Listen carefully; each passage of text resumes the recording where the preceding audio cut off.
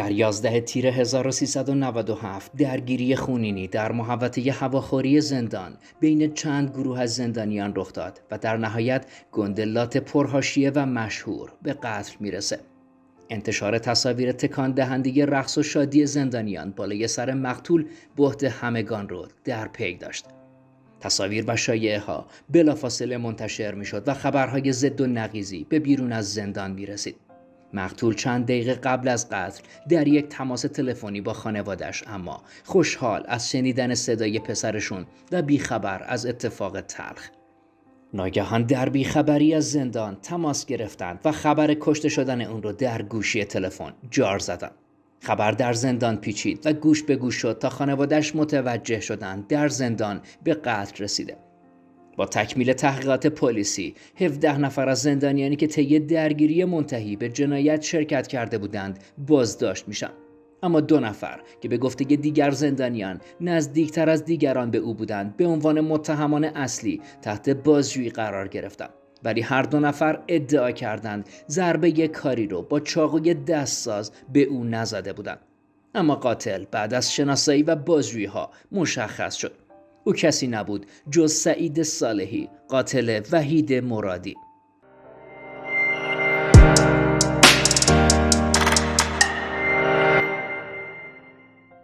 سلام دوستان، به کانال آدم بدها خیلی خوش اومدید.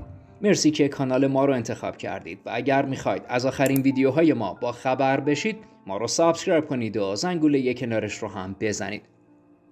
وحید مرادی یکی از معروفترین گندلاتای تهران که در کمتر از 1 هفته به چهره سرشناس ایران تبدیل شده بود. مردی با هیبتی مخوف، خالکوبی‌های آنچنانی و ادبیاتی منحصر به فرد.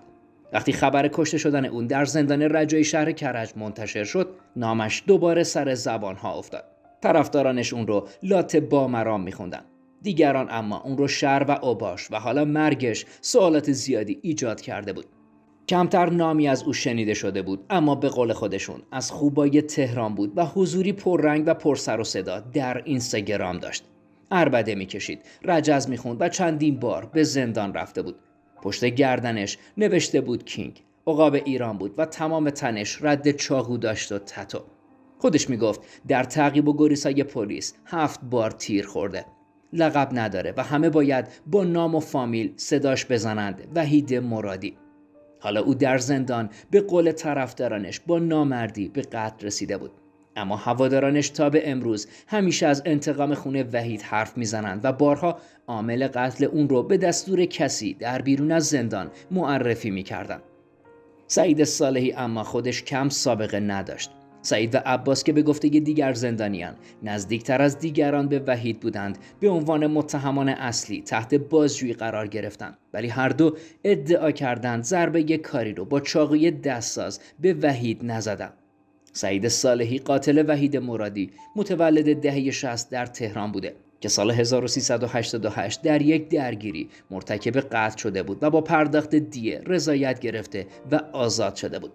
اما 13 بهمن سال 1395 طی درگیری دست جمعی که در خیابان منصور رخ داده بود، علی 47 ساله رو با تفنگ ساچمه‌ای به قتل رسوند و بار دیگه به زندان منتقل شد.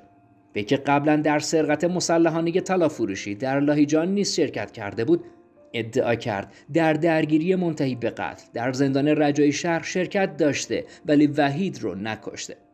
عباس که متهم دیگه این پرونده است، در سال 85 به دنبال اختلاف خانوادگی با تفنگ یکی از اعضای خانواده‌اش رو میکشه و با پرداخت دیه از قصاص رهایی یافته بود. او قرار بود با توجه به رضایت اولیای دم بعد از محاکمه آزاد بشه. سعید در بازجویی‌ها گفته بود وحید از روزی که به زندان بازگشت مدام برای همه کری میخوند. او میگفت کفترها باید پایین و شیرها بالا بشینن. آن روز او 50 نفر از نوچه‌هاش رو که همگی چاقوی دستساز و آب جوش همراه داشتند به سالن آورده بود تا دعوا کنند. وقتی دعوا بالا گرفت متوجه نشدم چه کسی ضربه‌های اصلی رو به وحید زد. 15 متهم دیگه این پرونده که برخی از اونها اتهام شرکت در نزاع منجر به قتل و تهیه تصویر از جسد وحید رو داشتند ادعا کردند. سعید و عباس با ترفندی خاص وحید رو به انتهای سالن شماره 1 کشوندند و اون رو با چاقو زدند. در حالی که نوچه‌های او در سالن شماره 3 مانده بودند و منتظر بازگشت وحید بودند. در حالی که تحقیقات ابتدایی حکایت از این داشت وحید در نزاع دست جمعی به قتل رسیده، مأموران برای شناسایی عامل یا عاملان قتل دوربین‌های مدار بسته رو بررسی کردند. فیلم دوربین‌ها نشون داد سعید و عباس داخل حیاط با مقتول درگیر میشن و سعید بعد از وارد کردن ضربه‌ای با چاقوی دستساز به وحید همراه عباس به داخل سالن شماره 1 فرار میکنن. وحید که در این درگیری زخم کوچکی برداشته بود اونها را تعقیب میکنه و لحظاتی بعد همراه تعدادی از دوستانش برای درگیری به سالن شماره 1 میاد. بدین ترتیب نزاع دست جمعی که بیش از 15 زندانی در اون شرکت داشتند آغاز میشه و همگی در حالی که مسلح به سلاح سرد یا آب جوش و روغن داغ بودند شروع به کتک کاری میکنن. بدین ترتیب مأموران سعید و عباس رو به عنوان مظنونان اصلی حادثه قتل وحید مرادی بازداشت میکنن. سعید در حالی که یکی از دستانش در این حادثه زخمی و باندپیچی شده بود با خونسردی به سوالهای خبرنگار پاسخ داد و مدعی شد مرتکب قتل نشده. این متهم در جلسه محاکمه در دفاع از خودش گفت درگیری ما با وحید مرادی از زمان هواخوری در زندان آغاز شد. آن روز بعد از مدتی که برای تحقیقات مجدد در بازداشتگاه آگاهی روزهام رو گذرونده بودم، اولین روزی بود که مجدداً به زندان برمیگشتم. او از اون روزی که به زندان اومده بود برای همه خط و نشان میکشید. وحید در سالن شماره 3 بود و ما در سالن شماره 1. او میگفت من عقاب ایران هستم و همه باید به من احترام بذارن. همیشه برای زندانی های سالن شماره 1 گندلاتی میکرد. انتظار داشت همه ما از او اطاعت کنیم و به اون احترام بذاریم. اما ما قبول نمیکردیم و برای خودمون کسی بودیم. او همیشه کری میخوند و با تعدادی از دوستان و نوچه‌های داخل زندانش با دوستان من در سالن شماره 1 درگیر میشد. روز حادثه من به خاطر پرونده قتل در سال 1395 به اداره آگاهی منتقل شدم و دوباره مورد بازجویی قرار گرفتم. ساعت 1 بعد از ظهر به زندان منتقل شدم که در حیاط زندان دوباره با وحید روبرو شدم و با هم درگیر شدیم. بعد از این من و عباس به داخل سالن رفتیم که مشاهده کردیم او همراه 50 نفر از دوستانش برای درگیری به سالن شماره 1 اومدن و این درگیری شروع شد. وحید میگفت من عقابم و شما جوجه کلاغ. اما بعد از هواخوری وحید و دوستانش وارد بند ما شدند و روی ما آب جوش و روغن داغ پاشیدند. نمیدانم در جریان درگیری چه کسی به وحید ضربه زد، اما من ضربه ای به او نزدم. با اینکه سعید قتل وحید مرادی رو به گردن نگرفت، اما همه مسیرهای تحقیقاتی و بررسی اظهارات شاهدان کافی بود تا او به قصاص محکوم بشه. حکم صادر شده بعد از تایید در دیوان عالی کشور به مرحله اجرا رسید و سرانجام به شعبه 4 اجرای احکام در دادسرای جنایی تهران ارجاع شد. راهروی دادسرای جنایی تهران ناگهان از صدای گریه و التماس 2 زن پر میشه. حالا همه نگاه‌ها به سمت اونهاست که دنبال مردی با موها و ریش‌های سفید راه افتادن و پشت سر هم حرفایی میزنن و میگن باور کنید فقط یک اتفاق بود. همه چیز میتونست برعکس باشه. شاید الان سعید به قتل رسیده بود. شما جوان مردی کنید و جان سعید ما را ببخشید. مرد اما جواب نمیده و فقط میگه که نمیتونه قاتل فرزندش رو ببخشه.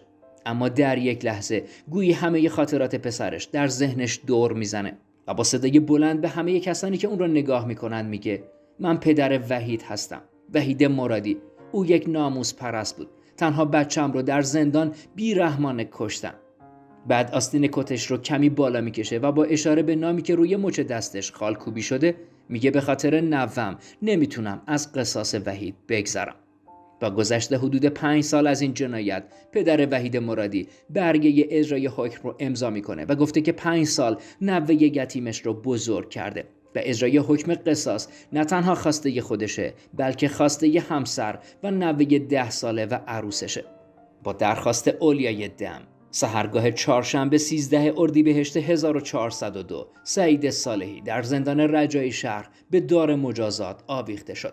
اما سعید صالحی که به اتهام قتل به قصاص محکوم شده بود نامه‌ای عجیب به صورت وصیت‌نامه از خودش منتشر کرد.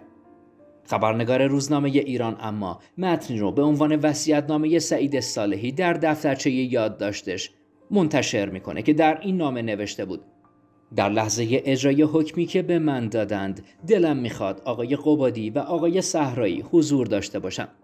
و آقای خانابادی و رئیس همان اندرزگاهی که قتل وحید مرادی در آن رخ داد که او همه چیز را می‌داند از قبل و بعد از دعوا و قتل. دوستان عزیز، ممنونیم که با لایک کردن و گذاشتن کامنت از ما حمایت می‌کنید. اگر می‌خواید از آخرین ویدیوهای ما با خبر بشید، ما رو سابسکرایب کنید و زنگوله کنارش رو هم بزنید.